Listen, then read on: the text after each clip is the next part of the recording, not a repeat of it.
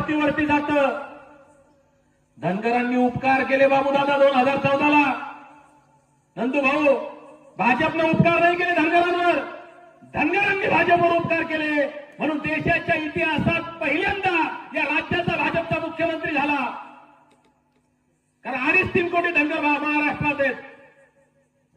धनगरांनी या भामट्यांवर उपकार केले म्हणून नरेंद्र मोदी या देशाचे पंतप्रधान झाले आणि भाजप सत्तेमध्ये आलं. कारण या देशात 20-25 कोटी धनगर समाज आहे. म्हणून धनगर तुमच्या सोबत आहेत. तुमचं राज्य वर चाललं, लय हवेत जाऊ नका, तिकडच जाल. कारण धनगरांशी पंगा घेतला आणि जेव्हा महाराजा यशवंतराव होळकर पुण्याच्या दिशेने आले त्याचेही कारण आहेत. मजबूर झाले होते महाराजा यशवंतराव होळकर.